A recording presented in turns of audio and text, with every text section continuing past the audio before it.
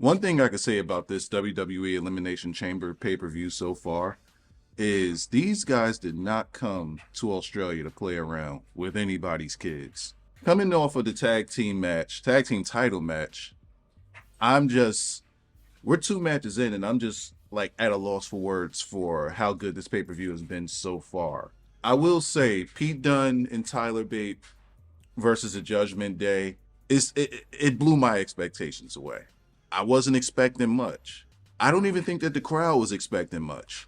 When this first started, and I'm in my Discord, and I said to them, it's either the crowd is spaced out a bit too well, or maybe they're outside, but the crowd just doesn't seem all that lit, and it was kind of the same at the end of the chamber match. Maybe it's because they wanted certain people to win.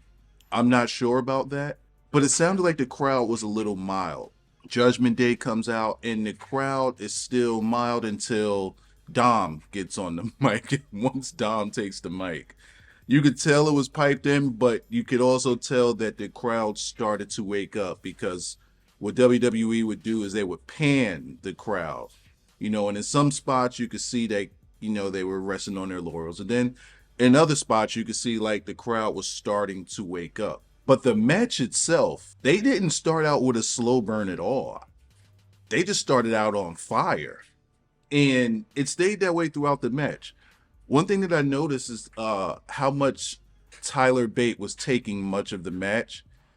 Pete Dunne would come in for some spots, and that dude just worked over Finn's fingers for the majority of the time that he was in there.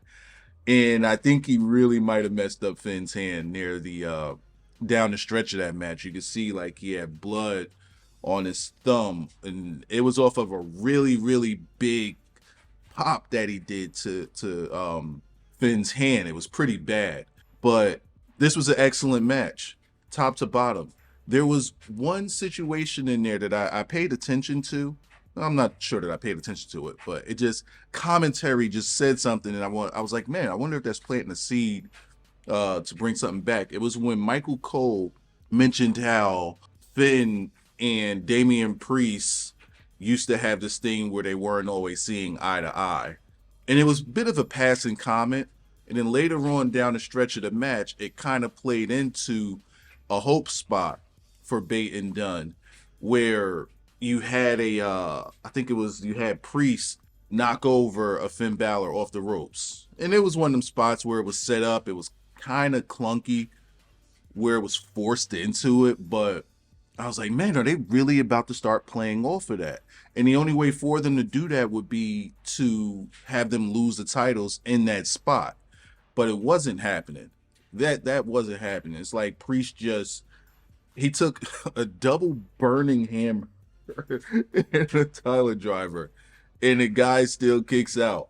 Things got really, really serious in this match, and top to bottom, loved it. Another spot was when they had Finn dead to rights, and Dom gets his foot under the rope and hides from the ref. That crowd went absolutely crazy for Dom. Like, the heat that this guy gets is immaculate. Throughout the match, you could feel the crowd building and building and building, and it got to a point where they were just hot. So I'm like, all right, I got to take back whatever I thought about this crowd because it's amazing. It's feeding into the match. The match is amazing. I would say go out of your way to watch this match if you missed it. And even that women's elimination chamber match, which I'm going to have up as well. I will say that they got me to a point where I was hoping that there would be a change of the titles, but I understand what the plot of this was. From the outset, this was to get Pete Dunne and Tyler Bates' name on the map. And I think that they did a really, really good job with that. Most people that are fans of just WWE, didn't really watch them on NXT, didn't watch them in NXT UK, and doesn't know about their stuff from Progress. They don't really know about these two, how storied their history is, how good they are, especially as a team. And, well, that's also with Trent Seven, but he's gone. This was to get their name on the map. And, man, this had shades of NXT because this was just beautiful, beautiful works of art. everybody did their part in this match, and it was brilliant. Y'all don't usually, and I'm not saying this on some WWE fanboy shit. Y'all know I do get critical of things. Just check my Twitter out. But this was great.